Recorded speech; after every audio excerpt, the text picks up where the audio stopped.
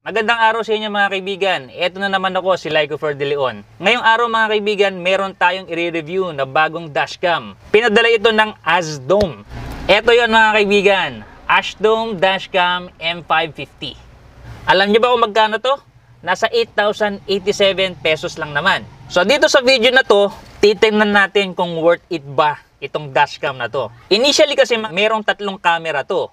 Merong pang dashcam, merong rear view cam, at meron namang camera para makuhanan yung nasa loob. At take note, yung dashcam nito nasa 4K ang resolution. Meron ding Wi-Fi at GPS. So kung gusto mong makita lahat yan, samahan nyo ako mula umpisa hanggang dulo. Pero bago natin simulan yan mga kaibigan, kung hindi ka pa nakasubscribe dito sa aking channel, huwag mong kakalimutang pindutin yung subscribe button at yung bell notification para lagi kang updated sa mga videos natin. Meron din akong Facebook page, mag-follow ka doon. So kung excited na kayong makita itong dashcam na to, mas excited ako sa inyo. Simulan na natin!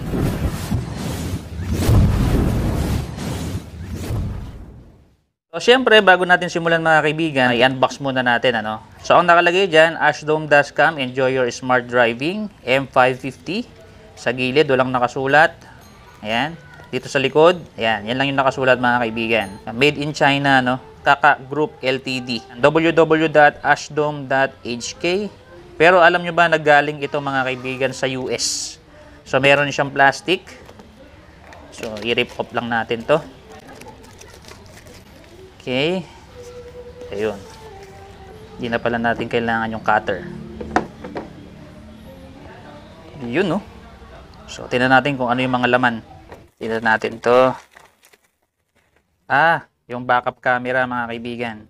Ayan.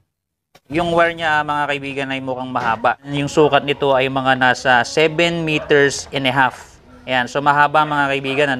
Pwedeng sigurong gamitin ito sa SUV, sa van, dahil mahaba ito . Okay, meron pa ditong So ito yung power cable and ito naman yung power supply. Yan. So, sinasaksak ito sa cigarette lighter. So, ito yung dulo ng kanyang port.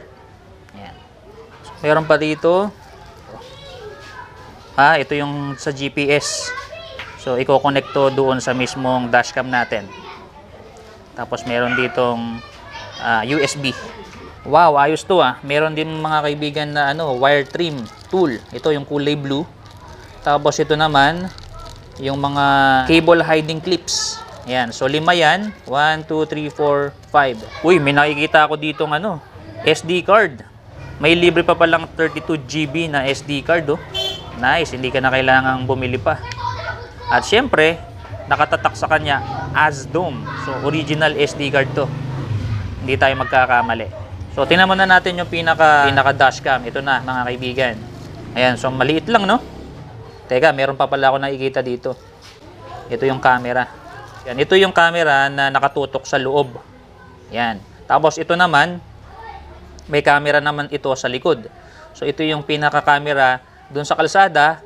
Then ito naman yung camera sa loob ng sasakyan. Meron ditong, ayan, port dito. Tanggalin natin. Tapos dito natin sasaksak. Yun. So ang sukat nito, kapag pinagkabit lahat yan, 139mm lang mga kaibigan. Tingnan natin mamaya kung ano yung magiging outcome ng video natin, kung maganda. Yung itsura niya, ang ganda Itong camera na to, nagagalaw din pala. Ayun From up, down, left, right. Tapos yung likod, steady lang. Tapos meron ditong, ito, yung nakita natin kanina na may GPS, dito naman siya i-connect. Ano to? Uy, lakas Ano lang pala siya? Demagnet. Ayan pak.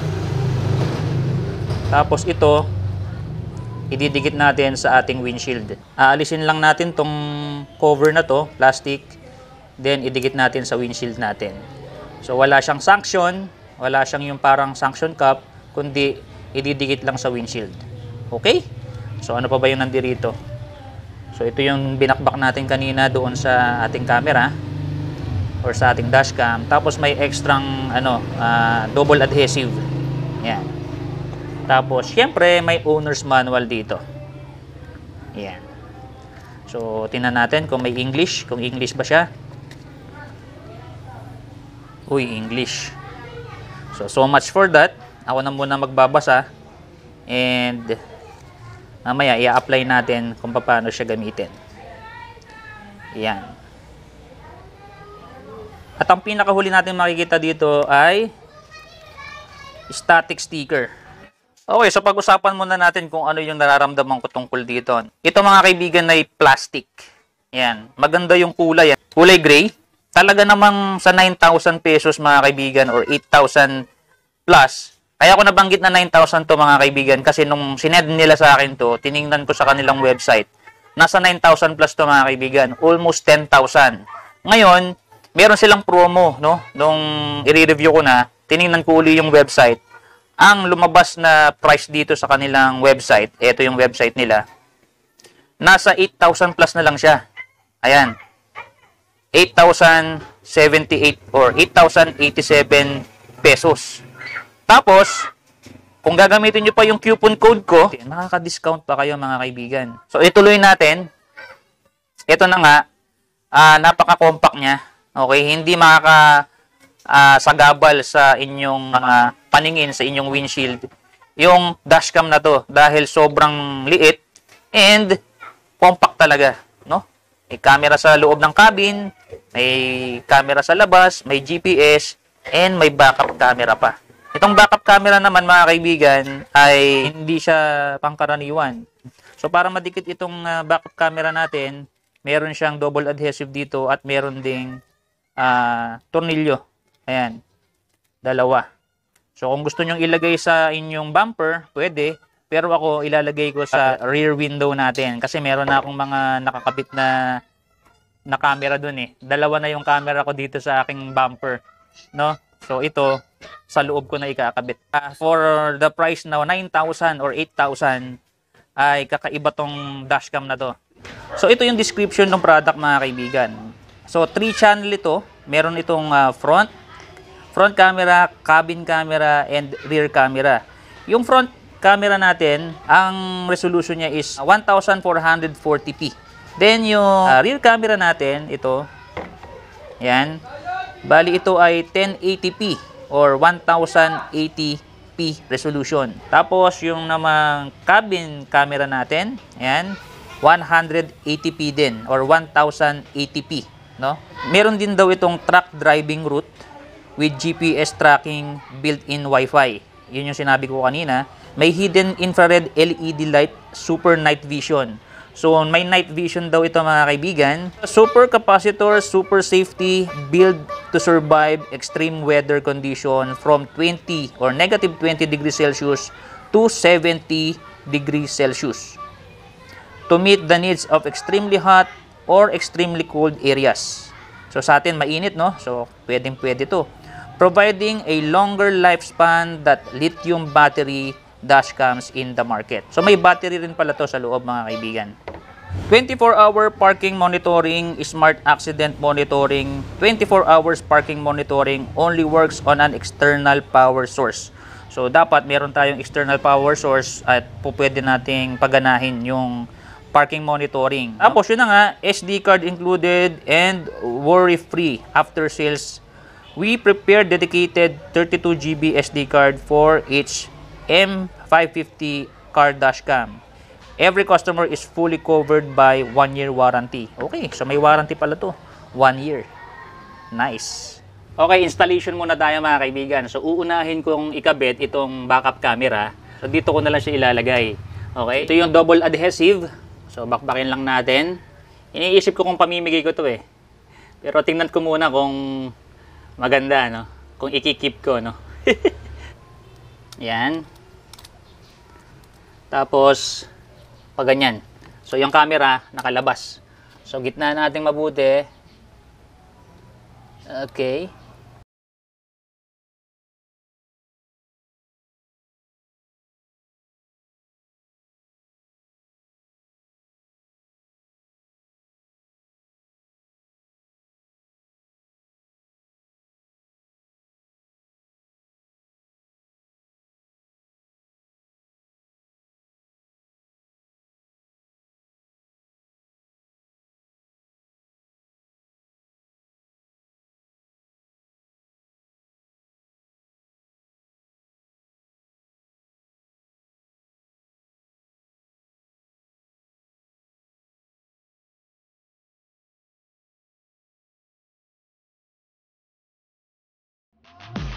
Okay, so bago natin ibalik yung mga panels dito sa taas ng ating dashboard, ikakabit din natin ito. Ito yung kanyang power outlet. So 12 volts up to 24 volts. Tapos yun nga, ROS siya, made in China. Itatago natin yung wiring, no, mga kaibigan. Papadaanin natin dito sa ilalim para wala tayong wiring na nakakalat dito sa ating windshield. Mahaba itong kable, mga kaibigan. More or less nasa 4 meters siya. So mahaba siya, mga kaibigan. So simulan na natin, lagay na natin.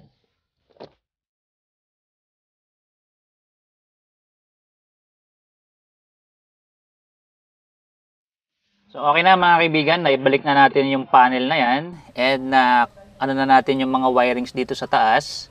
Ayan, so pinaikot ko rito, pinaikot ko rito para medyo matibay.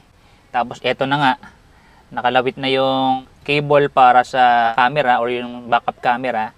Tapos ito naman yung cable natin para sa power. Tingnan ulit natin yung itsura, mga kaibigan. So dito sa ilalim may mga buttons, hindi ko na-discuss kanina.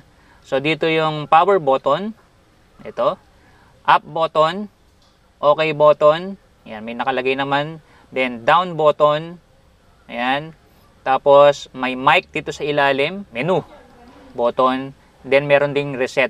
Tapos itong camera dito sa gilid, natatanggal nga, ito yung sa front camera, okay, tapos yung nasa taas, yung GPS connection.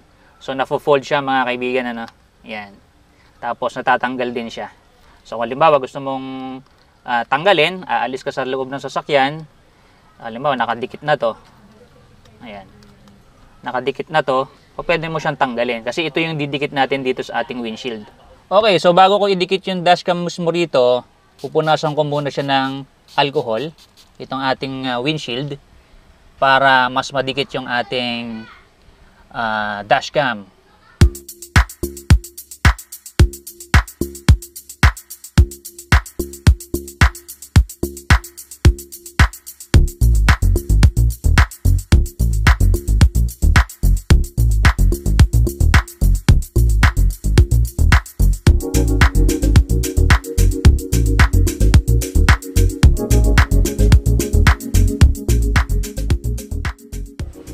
So ang kainaman dito sa front camera natin or dito sa camera dito sa cabin ay yun nga, naya-adjust siya.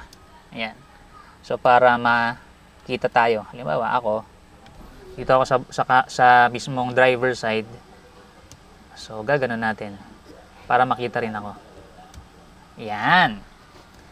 Okay. Linaw. Okay, so kabit na natin yung SD card. Ito yung SD card. Ayan. So 32 GB. Lupit, di ba? Free yan ng Hasdome. So lagyan na natin dito. Nandito sa bandang kaliwa. Okay, we're ready to go. Ayan. So once na nakikabit na natin yung ating dashcam dito sa ating windshield, so automatic na yan, magre-record na yan kapag in-start natin yung sasakyan natin. Pero para ma-maximize natin yung ating dashcam, so merong application na din na-download dito, mga kaibigan. Pwede na nating i-control yung dashcam natin dito sa ating cellphone. So punta lang tayo sa Play Store, kung Android yung phone niyo. Ayan. So kailangan nyo lang munang i-type yung Hasdome. Hasdome. Ayan. Search mo lang, then install. So hintayin lang natin na mag-install. So okay, once na na-install na, open lang natin. Yan. So open lang natin, only this time. Then, so allow lang. So once okay na yung application natin, mga kaibigan, na i-download na natin, so hahanapin na natin yung Wi-Fi nito. Ang gagawin lang natin, long press lang natin itong down button. So lilitaw yan, refresh or Wi-Fi off. So dito, ang gagawin natin sa phone natin, puntahan lang natin yung Wi-Fi. Tapos, i-press natin, syempre, hanapin natin yung N550. Yan na yung ating Wi-Fi mismo. Connect natin. Ayan. Once connected na, labas na tayo dyan. Puntahan na natin yung ating application. Keep Wi-Fi connection. So yun na, naka-detect na niya. M550. So press natin yung Wi-Fi icon. Yan na. So, para ma-set natin, kanina, di ba, hindi natin sinet yung ating time at saka yung date. So, dito kasi yan makikita. Ayun, no? Uy, nakaset na. So, once na naka-connect na sa ating phone, kung ano yung time at saka yung date ng ating cellphone, yun na yung maka-capture ng ating dashcam. So, yung info niya nandito sa ilalim. So, para lang din makuha natin yung ibang settings, ipipress lang natin or i-stop record natin. Yan. Kasi kasalukuyan siya nagre-record. Yan. So, para makuha natin yung, yung settings, puntahan natin dito. Ayun. Tapos, yun na. Meron ditong picture size. Yan. May picture size. So, lagay natin sa pinakamataas, 12M. Okay. Tapos, loop recording. Yan. Yung loop recording niya, gusto ko 1 minute lang. Yan. Tapos, back natin. WDR. Sa picture to. So, kung halimbawa, madilim yung lugar, i-on mo lang yan para yung magkukuha siya ng multiple capture ng picture. Then, para makabuo ng isang maganda at maliwanag na image. Then, exposure. Ilalagay ko lang sa 0.0. Then, back. Tapos, yung kanyang motion detection, lagay ko rin, on ko rin. Audio recording, i-on ko siya. Yan. Date stamp, lagay natin para may katibayan tayo pagka may nangyari. Yung date ay nakalagay. Diba? Nakalagay sa video. G-sensor sensitivity, depende sa inyo. Kung high siya, kung makaldag yung lugar ninyo or yung sasakyan ninyo, laging nag-alalak. No? Pagka kasi na-activate to, yung image or yung video na nakukuhanan niya maglalak, na ibig sabihin parang may nangyaring hindi maganda. So lalagay ko lang siya sa mid. Tapos yung language, yung automatic video. So pag naka-automatic video, pagka in-on mo yung sasakyan, automatic magvi-video na siya. Language, ayan, English lang tayo. Ayan. Tapos set the picture in picture effect. So dito kasi, yung tatlo nga yung camera, no? Pwede kang mamili kung ano yung lilitaw dito sa iyong dashcam. Pwedeng yung front lens lang, yung behind lens, ito yung behind lens, yung full lens, yan yung nasa backup camera natin. Then, kung all lens. So, lalagay natin all lens para makita natin lahat dito, no? Tapos, back. Tapos, lagay natin dito sa system settings. Ayan. May system settings din dyan. Yan yung date and time. Automatic na yan, mga kaibigan. So, done na yan. Dahil kung ano yung time dito sa phone mo, nakaset ka naman, yun ang lilitaw. Tapos nakalagay dito, format TF card. So nasa sa iyo kung gusto mo i-format yan. Wi-Fi settings, pwede mo ring baguhin yung pangalan, pwede mo ring baguhin yung password. Tapos TF card storage, makikita mo kung ilang storage. So 29 GB yan. 32 yung sa atin pero lalabas dyan, nasa 29 plus lang. Tapos meron ditong reset device. Tapos meron ditong about nung ating device. Okay? So back lang natin. Tapos meron na tayong nakuhanan kanina, device album. Dito natin makukuha yung video natin na nakuhanan. So unang set, kuha na kaagad kung ano yung Ayan, ito yung harapang ng camera. Tapos ito naman yung sa loob. Ayan, yan yung itsura natin dito sa loob.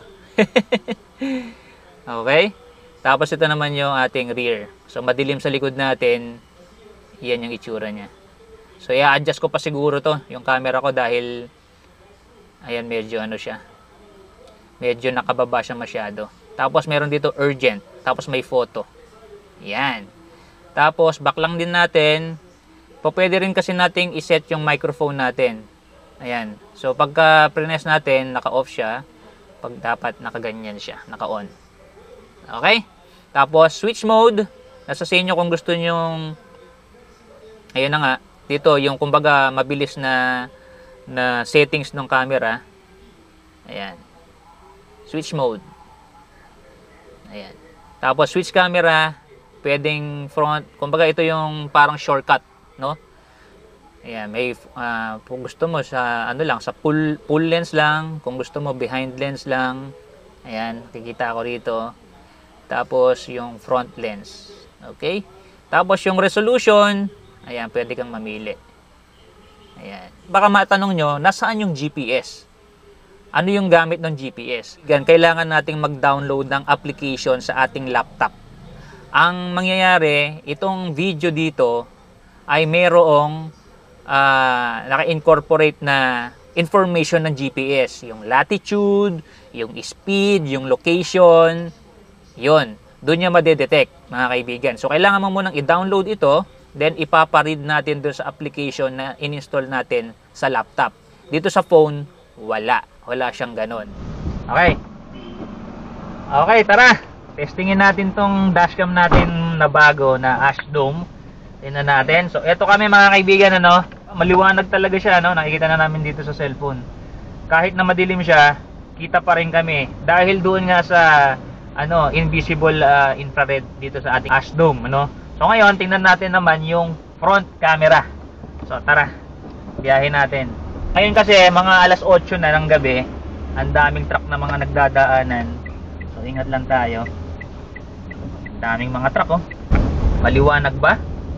And ano rin masasabi nyo dito sa audio? Ayan. So medyo malayo yung bibig ko dito sa ating dashcam. So mari-review lang natin yan mamaya pag uwi natin ng bahay, kung maliwanag ba yung boses ko or hindi. And yun na nga, itong ating dinadaanan ay medyo malubak. Hindi ko sure kung merong stabilization itong ating dashcam, pero dapat kung walang stabilization ay medyo makaldag na yon dito sa akin dinadaanan, dahil nandito tayo sa Lubacan. Lubacan, Kalumpit, Lubacan. Ayan, dahil ayan, tuwing gabi puro mga truck ang nagdadaanan. Kita ba natin?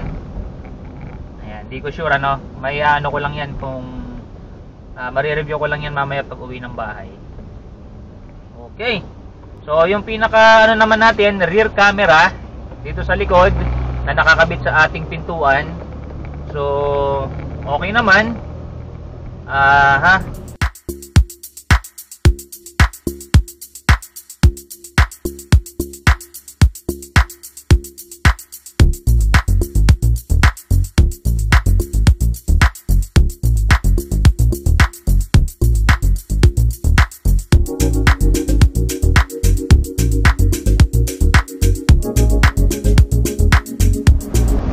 Okay, so testingin natin ngayong umaga, no?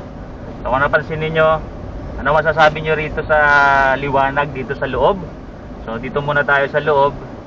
Kasama ko yung pamilya ko. Ayan, ang anak kong si Laika. Kaway naman kayo. Batiin niyo yung subscribers natin. Hello! Ayun yung camera. Ayun, no? Ayan. Ayan. So ngayong umaga, kapag morning, may kulay tayo, mga kaibigan. Ayan. So, ang ganda ng ng resolution dito sa loob. Yan. So, kita mo lahat kung ano yung ginagawa ng mga tao dito sa loob. Pwera na lang siyempre yung natatakpan ng ng upuan. Pero the rest, ayan, medyo malubak dito sa sa Lubacan eh. Kalumpit, Lubacan. Kalumpit, Lubacan. Ayan. Tapos, so ito naman yung harapan. Ayan, so yan yung ating dashcam, yung camera ng dashcam mismo. Yan ay 4K. So ano masasabi ninyo? Maliwanag ba? Yan yung paligid. So may pupuntahan kami ngayong umaga. And pupunta kami sa Plaridel. Tingnan natin kung kita ba yung mga plaka kapag ganito ka liwanag. So tingnan natin yung mga detalye ng mga sasakyan. Ito, may approaching ako dito. Ayan, approaching tayo dito sa Adventure na kulay red. So, kita ba yung plaka? Ayan, paandar. XNT 239. Ayan, kita siya. Overtaken natin. Tapos ito, meron ditong mga nakasulat dito sa tricycle. Tingnan natin kung kita rin.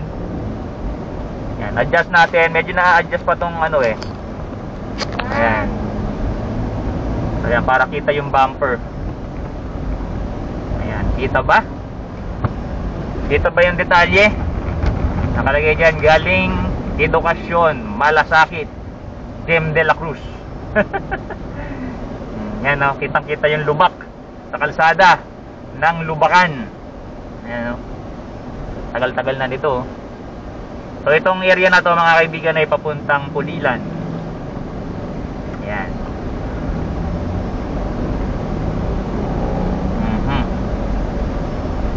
Diba? Ayan, dikit pa natin. Ayun. So kayo na mag-decide kung kita, no, kung nababasa ba. Medyo malubak.